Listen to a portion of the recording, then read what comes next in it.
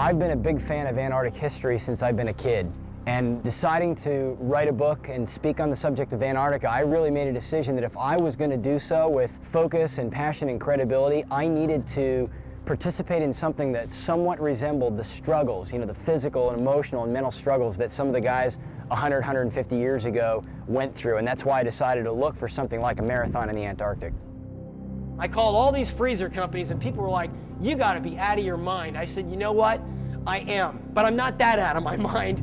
I mean, it's kind of nutty, but it's true. I'm not, making a joke. I really do want to run in your freezer. The California man is taking marathon training to a whole new level. Mike Pierce preparing for the ultra marathon in Antarctica by training in a freezer. He says working out minus 15-degree temperatures is as close you get to the real harsh conditions in the South Pole. He wants to race to honor the explorers who went to Antarctica before him. It's the start of a journey that was born many, many years ago in my heart and now is coming to fruition. I am extremely excited about the challenge that's ahead, about the opportunity to create history, because we're going down to write the next chapter in Antarctic history. That is literally what we're doing. Just the sheer beauty of this place has far surpassed that of any picture I could have come across.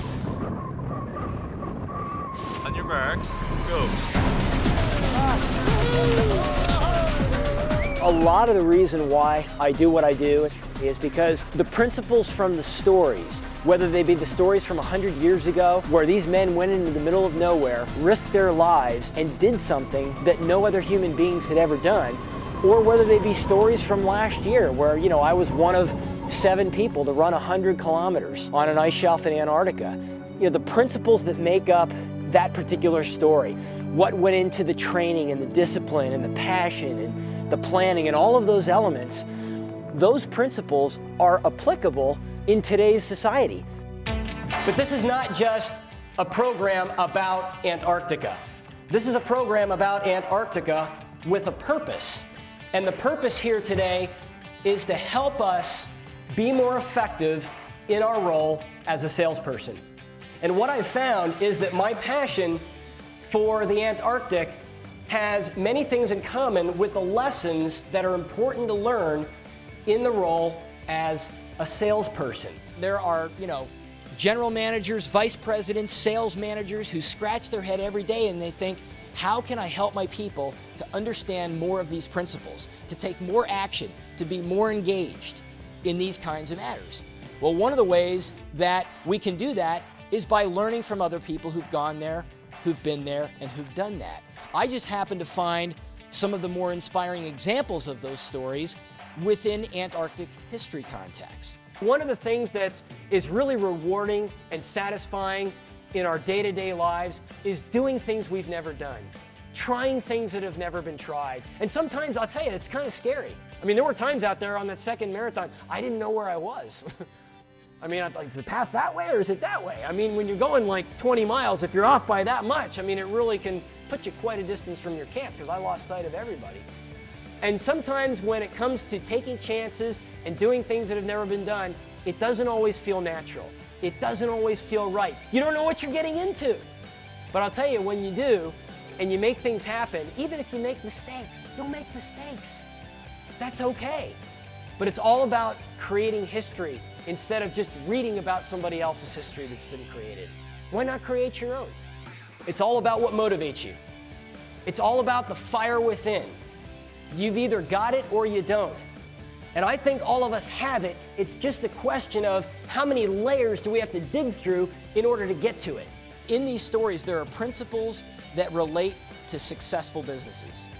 And if we don't somehow learn these principles and be able to use what we learn and link them to a business result, whether it be increasing sales, building a loyal customer base, finding and keeping great employees, dealing with sudden and unexpected change, overcoming obstacles beyond your control. I mean, these are issues that businesses face every single day. There are certain things in sales you can control, and there are certain things you can't. Amundsen was a master at learning to put his time and his effort and his energies into the things he could control and let everything else go. Let it go. Challenges are always raging around us. A can-do kind of an attitude is so important. And you think about, it's so much harder. You know, attitude is really a matter of choice, isn't it? We've got these obstacles in front of us. We've got a task at hand. We've got a goal that we want to reach. But yet the question is how am I going to respond? And I can't emphasize enough the importance as a salesperson, somebody who is building a business, building a legacy, building a future for themselves, changing people's lives. The degree that you plan and prepare for your own expedition is the degree that you will be successful. It will ensure you that much more, that you will not burn out, that you will not grow weary, that you will not get tired, that when extra work is called upon, when an extra amount of effort is necessary, you'll be able to provide it. I figured if I could run circles around pizzas and hot dogs and ding-dongs for hours and hours and hours, I could do it out here. And to be honest, this was easier than running in the freezer. Because I knew the harder I practiced, the easier the race would be. The more you prepare yourself as a salesperson to get in the battle and get in the game, the easier it is to play the game and win the game. Be hard on yourself every day to a certain degree. Make the practice harder and the game will go better. And it doesn't matter whether it's running in the Antarctic, tackling a sales career, or doing anything else. The result of what we're doing now lives on to impact generations of people indefinitely. It takes this kind of thinking to do the impossible, to make those kind of changes.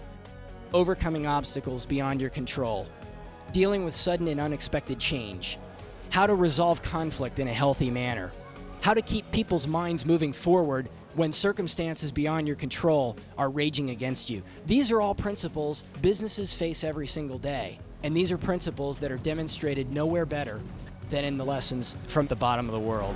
Doesn't get any better than this. See, I believe real success comes only when we're able and willing to push the limits of human endurance in all areas of our life. One of my goals is to inspire people to redefine what their own limits are, to overcome the obstacles and excuses that so easily get in the way, and to push themselves almost too far in order to know how far they really can go.